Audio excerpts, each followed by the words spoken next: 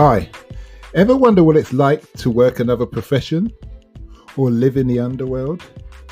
Listen to unsuspecting riders give a 10 to 15 minute personal masterclass as I spontaneously interview them as they enter my taxi. I'm your host, Simon Rushton, and this is Taxi Chronicles.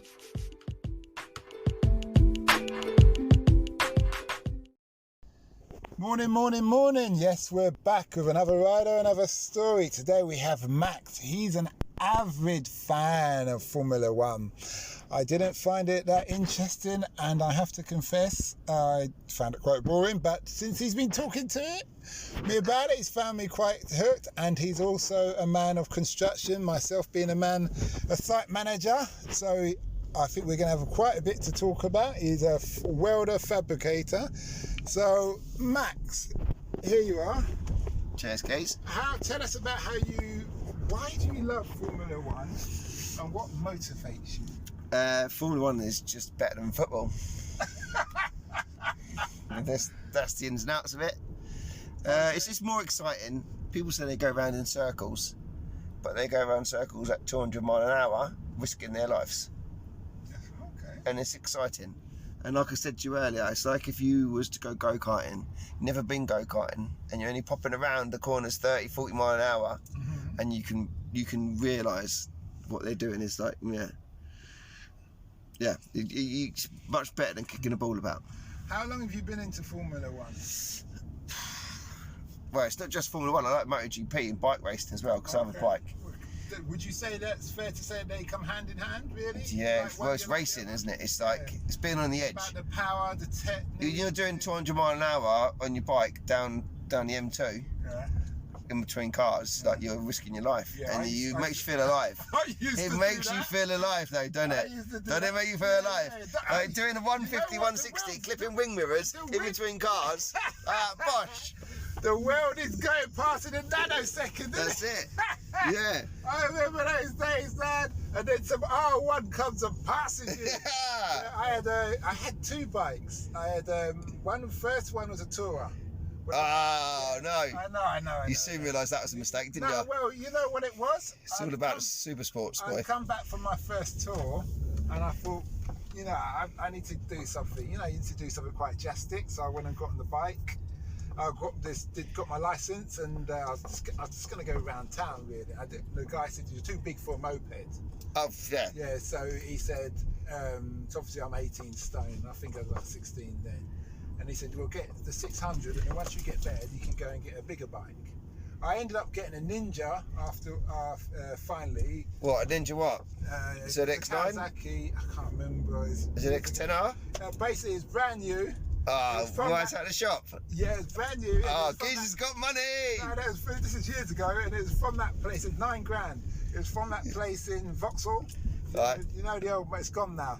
The old motorbike place. Okay. Yeah, in Vauxhall. It's a massive. It's under the arches. 3 months later, someone nicked it. Yeah, that's the problem. Yeah. 3 months later, and I only got back $6,000 of insurance. Such is life. You never learn. But see, how fast did you go on that bike? You know what? Did you top it out? No, because I was getting used to it. Did you have a full set of levers on? Yeah, I had.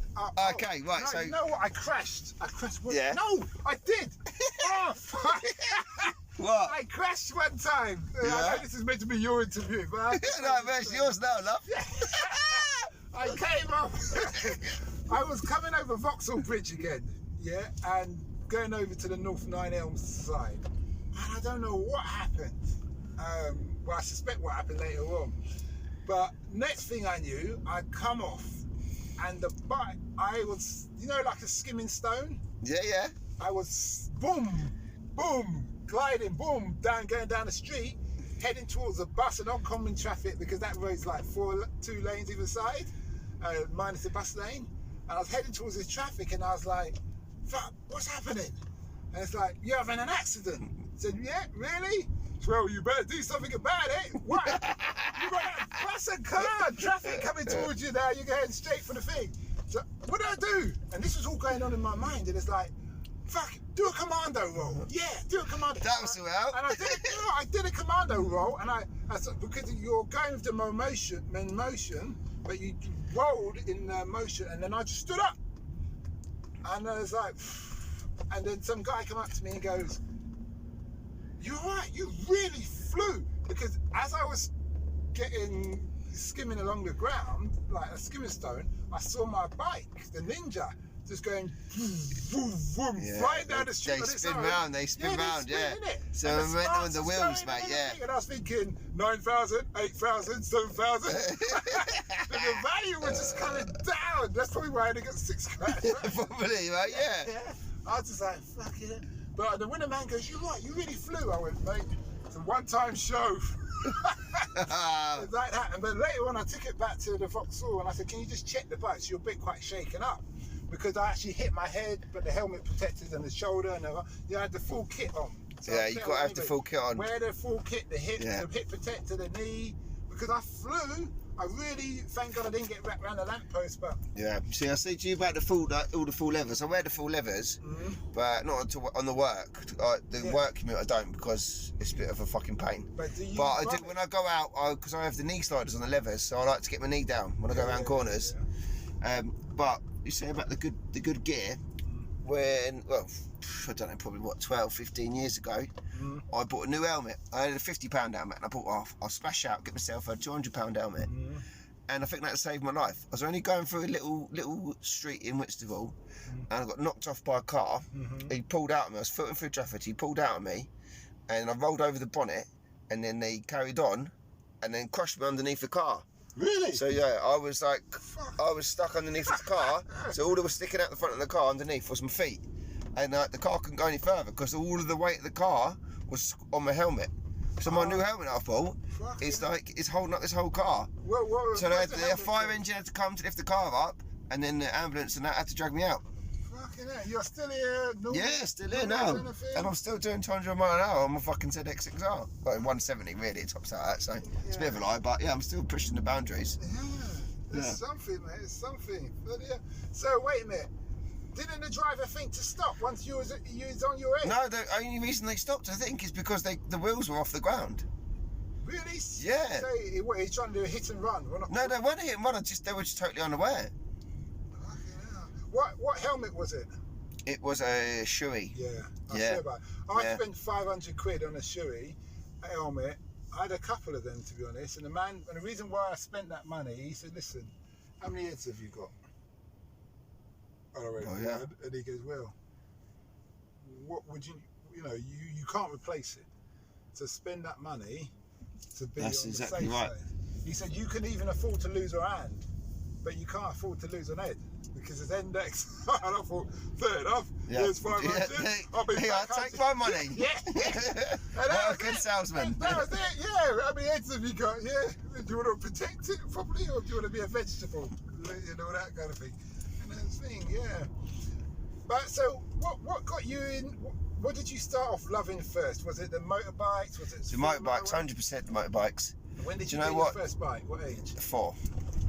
Yeah, okay. I used to race motocross bikes. My dad got me into bikes young. 4, that's really Yeah, 4. I think it's 4. Because I could ride a push bike without stabilisers when I was 2. Okay, that's good. Yeah, and then 4, 5 riding like motocross bikes. I wasn't allowed to race till I was 6. I think. Really? Yeah, but then one of my all-time this is what I want to do with my little boy. My little boy's called Norton, by the way. Right, it's a good classic British motorbike. Yeah. My surname's Cloughton, so his name's Norton Cloughton. Okay. So he's going to be massive when he's older. Yeah. Hopefully he's going to win like some kind of MotoGP. But you never know.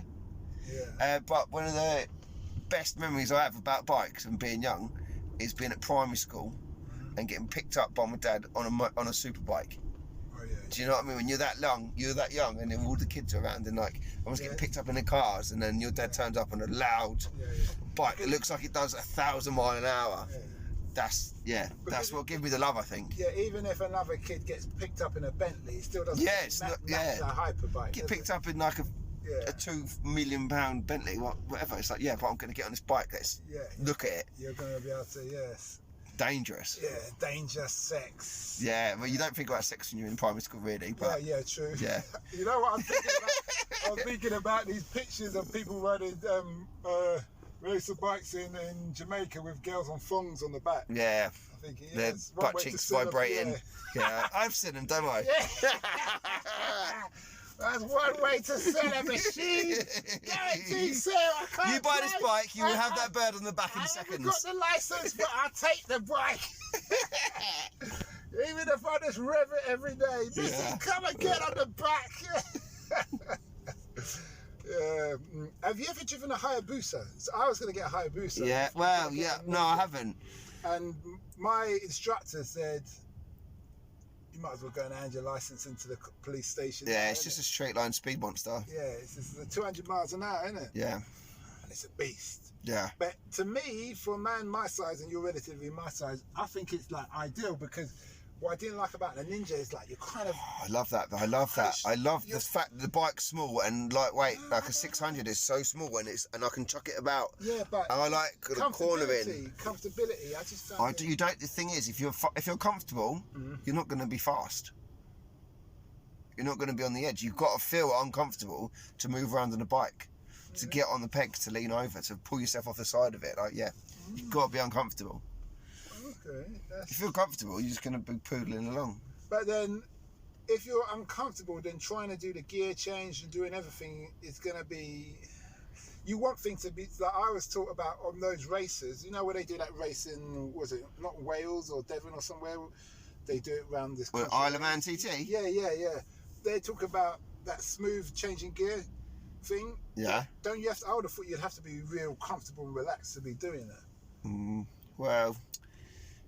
Yes, the more aggressive you do things, the better, I think. Okay. Yeah. I hear. That's good. So you've been in the doing the business since you're 4. Have you ever driven a Formula 1 car? No, I haven't. Not many people have. I've actually got my missus bought me a F03, I think it is, at Silverstone, which I'm going to be doing, but because of the COVID and that. So that'll be your first time. Yeah. But I'm expecting to go there and break the lap records, you know what I mean? Okay. Can people do the Formula 1 have a go in that, or is it really expensive to do that? You can't. No, it's not really possible. Really? Why is that? Because it's the pinnacle of the motorsport. It's very hard to get into. A lot of money. It'd be nice if you could. Even so there's no red letter day Formula 1. No. Going around the lap once, anything like that. No, well, maybe there is if enough money's there, I suppose. But generally, at the red letter day would be like an F3. Okay. Or a Formula Renault or something like that, which will be very powerful. But yeah, it's not your Formula 1. I hear. So, what last question, seeing as we're rolling up? What's the impact you want to have on the world? I don't want to clip people's wing mirrors like that. He just clipped me. Yeah. Should we get out and knock him? Yeah. No, we're all right. Yeah. Go on, say that again. What's the impact you want to have on the world? Impact. What is? Fucking live free, man. Go as fast as you can. Do what you want. Don't be told what to do. You can't. There's an American film like that, isn't it, about racing cars? And he can't. If you can't go fast, don't go at all. Something like that. I forgot what the name of the film is. You seen Talladega Nights? Yeah. That's it. That's it, though. It was the dad, isn't it? The dad. You can't go fast. Fuck off. Go as fast as possible. Why go slower when you can go faster? Yeah, get that adrenaline. Get everything. 100 mile an hour or dead is one of the things I say to my mate. Like, you go full in, or you fucking don't do it. Okay. Yeah. Have you got any daughters? I've got a little boy, no, Norton. Just a little boy? Okay, I was going to say. Little Norton Cohen. You've encouraging your boy. I was wondering if you'd encourage your girl to do that kind of thing as well? I would if I had one. Oh, okay. So you have a family of racers? Yeah. Okay. You've got her in you. I hear. But anyway, thanks for that. Yeah, mate. You've been a pleasure. It's a great interview. It's my best Uber of all time, this. It's the best Uber I've ever had. Thanks a lot.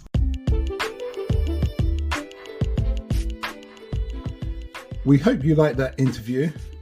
Don't forget to like, share and subscribe to get the latest daily episode. Ever considered investing in the continent with the fastest growing economy and population on Earth? The same continent that holds 30% of the world's known natural resources? Then listen to our sister podcast, Africa Investor Stories, where you will hear real investors with real stories from around the world share their experience of investing in Africa. We post Monday and Thursday at 10 a.m.